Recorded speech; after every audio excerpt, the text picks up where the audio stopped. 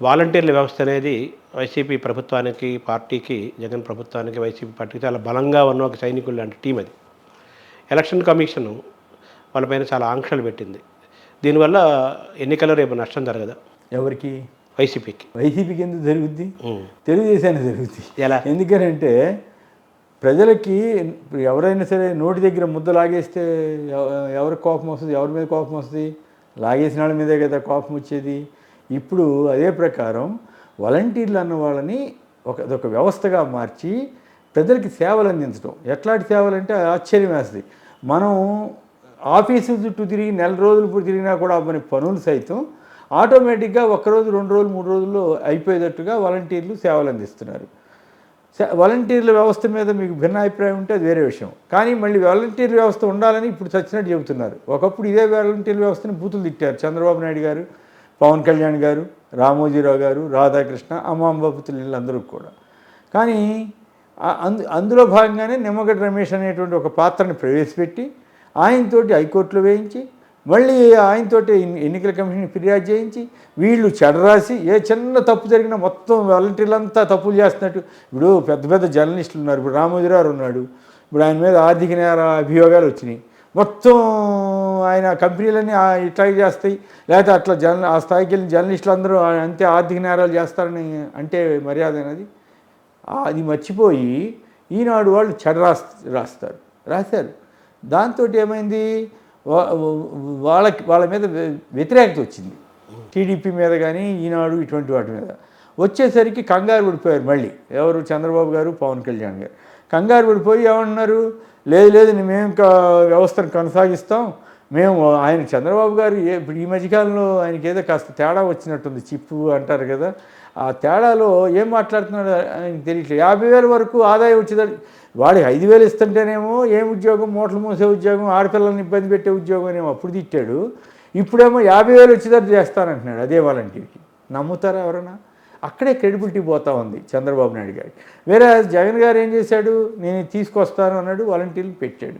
పెట్టిన తర్వాత చాలామందికి నాతో సహా చాలామందికి ఇది సాధ్యమవుతుందా, ఇది వ్యవస్థ చాలా కష్టం కదా, దీంట్లో తేడా వస్తే ఇబ్బంది అవుతుందేమో కదా అనుకుంటే దాన్ని ఎంత సక్సెస్ఫుల్గా రన్ చేశారంటే దానికి గ్రామ సచివాలయం, వార్డు సచివాలయాలు టౌన్స్లో అయితే పెట్టి వాటికి అటాచ్ చేయడంతో ఒక రెస్పాన్సిబిలిటీ అనేది వచ్చింది, అకౌంటబిలిటీ అనేది వచ్చింది. అలాగే ప్రజల దగ్గరికి పంపించే ఏర్పాటు చేశారు. కరోనా అప్పుడు నిజంగా చాలామంది వాలంటీర్లో చాలామంది చాలా అద్భుతంగా సేవలు అందించారనేది జనరల్గా వచ్చినటువంటి ఫీడ్బ్యాక్. సో దీంతో ఏమైపోయింది? వాలంటీర్ వ్యవస్థతోటే మనం ఓడిపోయేటట్టున్నాం అనేటువంటి భావనలో పడి నిమ్మగడ్డ రమేష్ అనే ఆయన ఆపరేట్ చేసి ఆయన స్టేట్ ఎలక్షన్ కమిషనర్గా స్థానిక సంస్థల ఎన్నికలను ఎంత గందరగోళం చేసింది, ఎంత పక్షపాతంగా వ్యవహరించింది అన్నీ మనం చూసాం. అయితే ఇప్పుడు ఆయన్ని తీసుకొచ్చి ఆయన డెమోక్రసీ అంట, సిటిజన్ ఫర్ డెమోక్రసీ అంట. ఆయనకి డెమోక్రసీకి ఏం సంబంధం? ఆయన డిక్టేటర్షిప్లో పోయినటువంటి నిమ్మగడ్డ రమేష్ ఒక చట్టబద్ధంగా ఎన్నికైన ప్రభుత్వాన్ని ఇబ్బంది పెట్టాలని ఒక రాజకీయ పార్టీకి ఏజెంట్గా పనిచేసిన నిమ్మగడ్డ రమేష్ ఇప్పుడు ఆయన డెమోక్రసీ గురించి మాట్లాడితే దెయ్యాలు వేదాలు వల్లించినట్లు ఉంది. వాలంటీర్లు ఒకసారి వెళ్ళి చూడమనండి, వాలంటీర్ల వ్యవస్థ ప్రజలకు సేవలు అందిస్తోందా లేదని. ఇప్పుడేమైంది? ఎన్నికల కమిషన్ ఆపేసేయమంది, బ్రేక్ 2 నెలలు ఆపేయమన్నారు, చిప్పులు ఇచ్చేయమన్నారు, సెల్ ఫోన్ చిప్పే అంటారు, సిమ్ కార్డు ఇచ్చేయమన్నారు, ట్యాబ్లు ఇచ్చేయమన్నారు. ఇప్పుడు వాళ్ళు ఫ్రీ అయిపోయారు. వాళ్ళ ఇష్టం. వాళ్ళు ఏం చెప్తారు?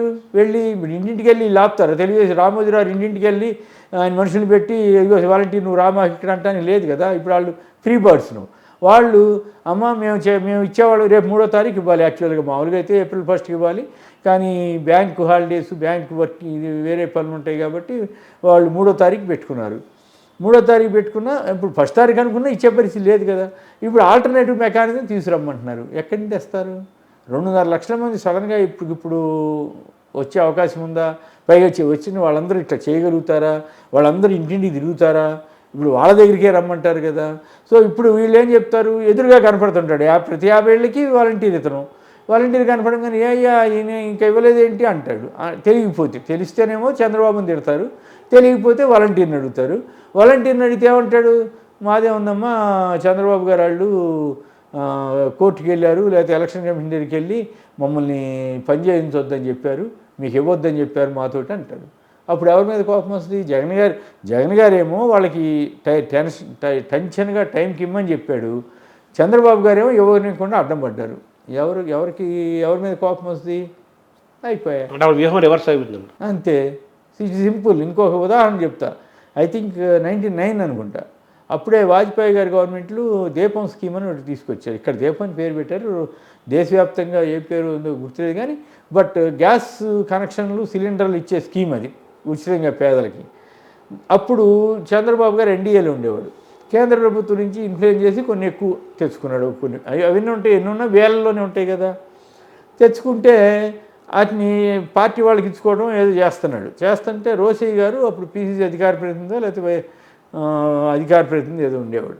ఆయన ఉత్తరం రాశారు ఎలక్షన్ కమిషన్కి, ఏమని ఇట్లా దుర్వినియోగం చేస్తున్నారు అని చెప్పి.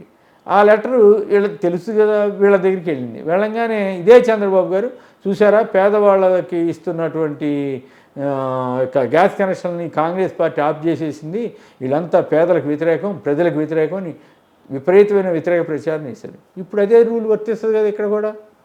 చంద్రబాబు గారు ఏమైతే ప్రచారం చేశారో ఇప్పుడు వైఎస్ఆర్ కాంగ్రెస్ అనండి, ముఖ్యమంత్రి జగన్ అనండి అదే ప్రచారం చేస్తారు కదా. అవును మేము ఇప్పుడు ఉదాహరణకి ఆయన చంద్రబాబు గారు ఏమన్నాడు, ఒక టిప్పర్ డ్రైవర్కి టికెట్ ఆహాహా అన్నాడు. జగన్ ఏమన్నాడు, ఎస్ టిప్పర్ డ్రైవర్కే నేను ఇస్తాను, ఒక సామాన్యుడికి ఇస్తాను, నీకు మళ్ళీ డబ్బు ఉన్నాళ్ళు ధనికులకి పెత్తందారులు మాత్రమే నేనేమోను, ఖచ్చితంగా నా దాంట్లో కార్యకర్తలకు ఇస్తాను, పేదలకి ఇస్తాను, అందుకే పేదలకి పెత్తందారులకి మధ్య పోటీ అన్నాడు. ఏమైంది? దెబ్బకి డిఫెన్స్లో పడిపోయాడు. ఎవరు? చంద్రబాబు నాయుడు.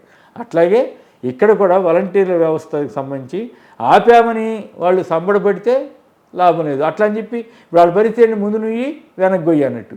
ముందుకెళ్ళి ఎస్ దమ్ముంటే ఏం చెప్పాలి, ఎస్ మేము ఆఫ్ చేయించాం, ఇది కరెక్ట్ కాదు అని చెప్పాలి. కానీ వాళ్ళే మేము వచ్చి ఇంకా ఎక్కువ ఇస్తామని చెబుతున్నారు. అట్లా అందువల్ల చెప్పలేరు. వాలంటీర్ వ్యవస్థ రద్దు చేస్తామని అంటలేదు. పోనీ ఇప్పుడు ఆపామని డైరెక్ట్ చెప్తారా? మేం కాదు అని చెప్పుకునే దుస్థితి. అయితే మేం కాదన్నప్పుడు నా పోటీగాడు అడుగుతాడు, అయితే ఉత్తరం రాయవా ఎలక్షన్ కమిషన్కి, వద్దొద్దు మీరు వాలంటీర్ల ద్వారా పేదలకి కదా, నిరుపేదలకు కదా 3,000 రూపాయల పెన్షన్ కోసం ఎదురు చూసే వాళ్ళకి బ్రేక్ వేశారు వీళ్ళు.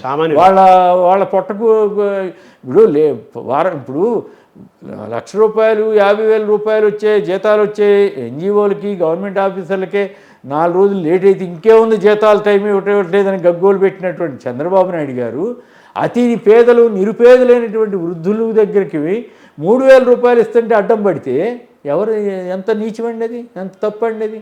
ఇప్పుడు నువ్వు వాలంటీర్ల వ్యవస్థను అడుగు, మీరు రాజకీయాలకు అతీతంగా ఉండండి మంచిది, మీరు ఇది ఎందుకంటే మీరు ప్రభావితం చేసే అవకాశం ఉంది కాబట్టి మేము రిక్వెస్ట్ చేస్తున్నామని చెప్తే తప్పేం కాదు. పోనీ ఆయన ఏదో చెప్పాడు, ఓ పక్కేమో వాళ్ళని తిట్టాడు, ఇంకో పక్కేమో మళ్ళీ నేను కంటిన్యూ చేస్తున్నాను అంటాడు.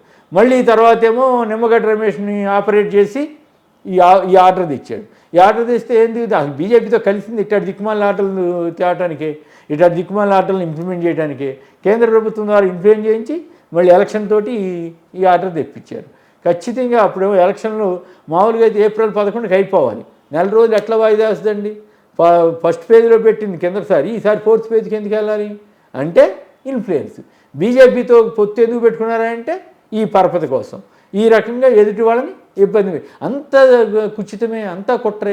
ఇట్లయితే ఇది ప్రజాస్వామ్యం ఎట్లా అవుతుంది? పోనీ ఎలక్షన్ కమిషన్ చెప్పిందా ఈసారి మేము 2వ దశ నుంచి 4వ దశకి ఎందుకు తీసుకెళ్తున్నాము చెప్పలా. వాళ్ళ ఇష్టం, వాళ్ళ డిక్టేటర్షిప్ వాళ్ళది. చావాల్సింది ఎవరు? ప్రజలే కదా. ఇప్పుడు ఇక్కడెవరు? చంద్రబాబు గారు వాలంటీర్ల వ్యవస్థకు బ్రేక్ వేయటం వల్ల వాళ్ళని పనిచేయనీయకుండా పేదలకు డబ్బునివ్వకుండా ఆపటం వల్ల నష్టపోయేది ఎవరు?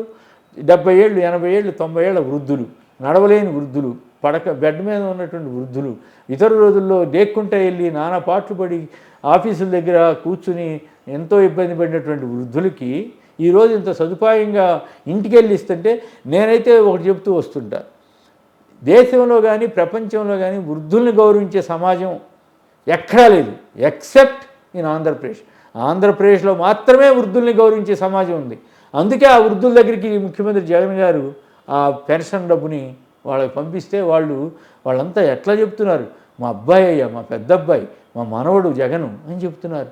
నేను ఈ విషయం నేను ఇతరికి జిల్లాలని తిరిగేవాడిని కదా, తిరిగినప్పుడు అక్కడక్కడ మాట్లాడుతుంటే మా పెద్ద అబ్బాయి అయ్యా అని వాళ్ళు ఓపెన్గా చెబుతారు. ఎవరు మీ పెద్ద అబ్బాయి అంటే నాకు గబాలను స్ట్రైక్ అవ్వక మా పెద్ద అబ్బాయి మా పెద్ద బిడ్డ అంటే ఎవరంటే జగనయ్య, ఇంకెవరు అంటే ఓన్ చేసుకున్నాడు. నాతోటి స్వయంగా చెప్పారు. ఆశ్చర్యం వేసింది. అంతటి ఆదరాభిమానాలను కొన్నాడు. ఇప్పుడు కొనుగోలు అంత ఆదరాభిమానాలను ఆయన చూరగొన్నాడు. సో అటువంటి వ్యక్తి మీద అక్కస్తోటి చిన్న స్థాయి వాలంటీర్లు అండి. మరి వీళ్ళ టైంలో ఐఏఎస్లు ఐపీఎస్లు ఎన్ని అరాచకాలు చేసింది తెలుసు కదా. ఇప్పుడు ఐఏపీ వెంకటేశ్వరరావు మీద ఎన్ని ఆరోపణలు వచ్చినాయి చూస్తున్నాం కదా. ఆయన టీడీపీ పార్టీనే ఆయన నడిపారని టీడీపీ వాళ్ళే చెప్పారు కదా. అప్పుడేమో చాలా బ్రహ్మాండంగా చేసినట్టు, ఏది మొత్తం వ్యవస్థ అంతా వాళ్ళ చేతిలో ఉన్నప్పుడు. ఇప్పుడు ఏదో పేదలకి పెన్షన్ ఇస్తుంటేనేమో అదేదో పెద్ద నేరం అయిపోయినట్లు. వీళ్ళ భయం ఏంటంటే టీడీపీకి ఓటు వేయడానికి అవకాశం ఉన్న ఓటర్లలో ఒక్కొక్క వాలంటీర్ 10 మందిని మార్చినా 25 లక్షల మంది మారిపోతారు. 25 లక్షల మంది మారిపోతే ఉంది టీడీపీ పరిస్థితి మరీ దివాళ దిక్కులేని పరిస్థితి. సో అందుకని వాళ్ళు అయితే ఇదంతా ఆత్మహత్య సదృశ్యం అన్నమాట. రాజకీయాల్లో హత్యలు ఉండవు, ఆత్మహత్యలు. ఇప్పుడు కూడా తెలుగుదేశం పార్టీ ఆ రకంగా ఆత్మహత్య సదృశ్యంగా ఈ పనిచేసింది. ఇందుకు నిమ్మగడ్డ రమేష్, ఈనాడు రామోజీరావు, ఆంధ్రజ్యోతి రాధాకృష్ణ తలకు చేసేశారు. వాళ్ళు ఏదో టీడీపీకి మేలు చేద్దామని అనుకున్నారు, కానీ వాళ్ళే యమపాశం అంటారు, ఉరితాడంటారు, అల్లి మరీ తెలుగుదేశం మెడకి పిగిచ్చారు.